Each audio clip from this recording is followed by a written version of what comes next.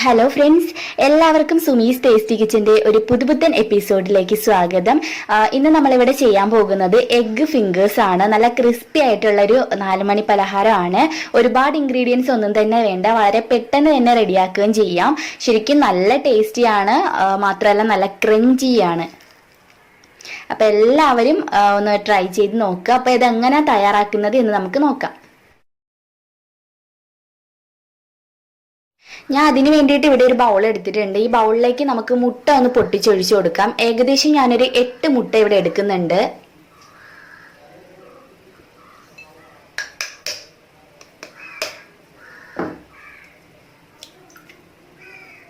ഇനി ഇതിലേക്ക് ആവശ്യത്തിന് ഉപ്പ് ചേർത്ത് കൊടുക്കാം. 1/2 ടീസ്പൂൺ കുരുമുളക് പൊടി ചേർത്ത് കൊടുക്കാം. ഇനി ഇതെല്ലാം കൂടെ നല്ലപോലെ ഒന്ന് മിക്സ് ചെയ്തിട്ട് എടുക്കണം.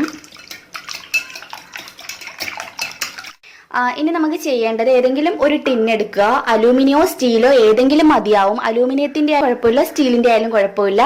റൗണ്ട് ഷേപ്പിലുള്ളതും നിങ്ങൾക്ക് വേണമെങ്കിൽ ചൂസ് ചെയ്യാം. അപ്പൊ ഞാൻ ഈ ടിന്നിലേക്ക് കുറച്ച് ഓയിൽ ഈ സൈഡിലും ഒക്കെ ഒന്ന് സ്പ്രെഡ് ചെയ്ത് കൊടുത്തു. ഇത് പെട്ടെന്ന് ഈ ടിന്നിൽ നിന്നും വിട്ട് കിട്ടാൻ വേണ്ടിയിട്ടാണ് ഓയിൽ നമ്മൾ സ്പ്രെഡ് ചെയ്ത് കൊടുത്തിട്ടുള്ളത്.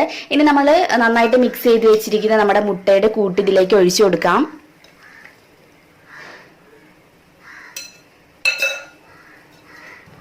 ഇനി ഞാൻ ചെയ്യാൻ പോകുന്നത് അലൂമിനിയം ഫോയിൽ വെച്ചിട്ട് ഒന്ന് കവർ ചെയ്യും. അലൂമിനിയം ഫോയിൽ ഇല്ലെങ്കിൽ സാധാരണ അടപ്പ് വെച്ച് അടച്ച് ഇതൊന്ന് ആവിയേറ്റി എടുത്താലും മതിയാവും.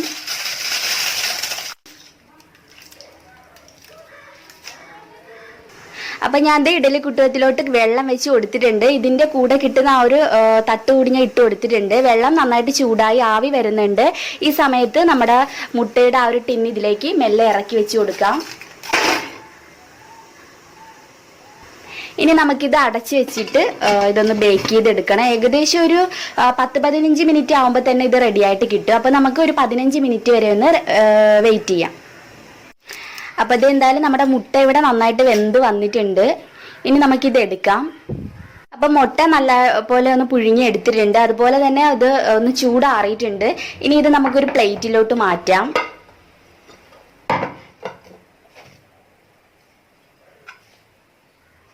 ഇനി ഇത് ചെറിയ ചെറിയ പീസായിട്ടൊന്ന് കട്ട് ചെയ്തിട്ട് എടുക്കണം.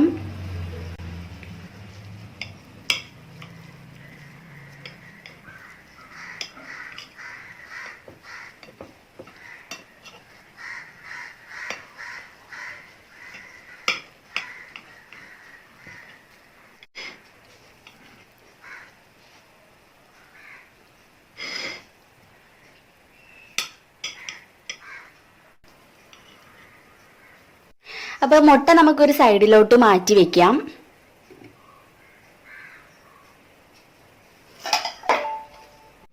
അടുത്തത് ഞാൻ കുറച്ച് ബ്രെഡ് ഒന്ന് പൊടിച്ചെടുത്ത് വെച്ചിട്ടുണ്ട്. ഒരു 4-5 ബ്രെഡ് പൊടിച്ചെടുത്താൽ മതിയാവും. ഇനി നമുക്കൊരു ബൗളിലോട്ട് ഒരു മുട്ട പൊട്ടിച്ചൊഴിച്ചു കൊടുക്കാം.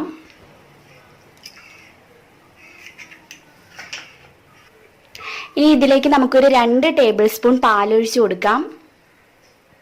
എന്നിട്ട് നല്ലപോലെ ഒന്ന് മിക്സ് ചെയ്തിട്ട് എടുക്കുക.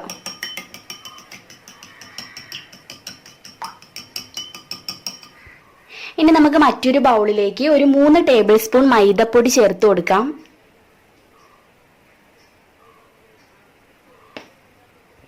ഇനി ഇതിലേക്ക് തന്നെ ഒരു 2 ടേബിൾ സ്പൂൺ കോൺഫ്ലോർ കൂടി ചേർത്ത് കൊടുക്കാം. 1/2 ടീസ്പൂൺ ചില്ലി ഫ്ലെക്സ് കൂടി ചേർത്ത് കൊടുക്കാം. എന്നിട്ട് എല്ലാം കൂടെ ഒന്ന് മിക്സ് ചെയ്തിട്ട് എടുക്കുക.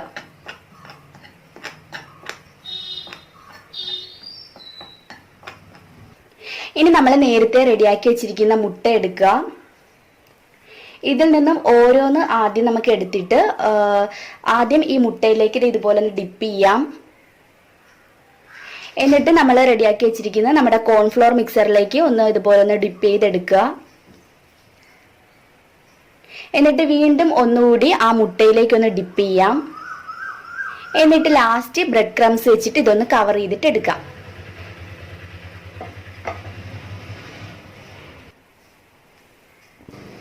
അപ്പൊ ഇതുപോലെ തന്നെ നമുക്ക് ബാക്കിയുള്ളത് എല്ലാം ഒന്ന് റെഡിയാക്കിയിട്ട് എടുക്കാം.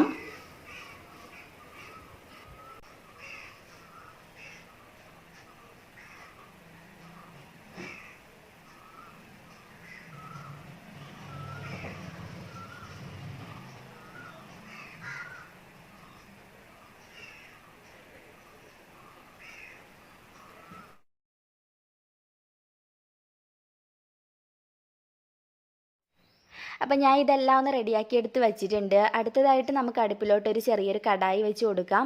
ഇതിലേക്ക് ഞാൻ കുറച്ച് ഓയിൽ ഒഴിച്ച് കൊടുത്തിട്ടുണ്ട്. ഓയിലൊന്ന് ചൂടായിട്ട് വരുന്ന സമയത്ത് നമുക്ക് നമ്മുടെ എഗ്ഗ് ഫിംഗേഴ്സ് ഇട്ടിട്ട് ഇതൊന്ന് ഫ്രൈ ചെയ്തിട്ടെടുക്കാം. ഞാനിവിടെ വെളിച്ചെണ്ണയാണ് എടുത്തിരിക്കുന്നത്. നല്ലൊരു ഗോൾഡൻ ബ്രൗൺ നിറം ആകുന്നത് വരെ ഒന്ന് ഫ്രൈ ചെയ്തിട്ട് എടുക്കണം. ശരിക്കും നല്ല ക്രഞ്ചിയാണ് കഴിക്കാൻ വേണ്ടിയിട്ട്. സൂപ്പർ ടേസ്റ്റ് ആട്ടോ.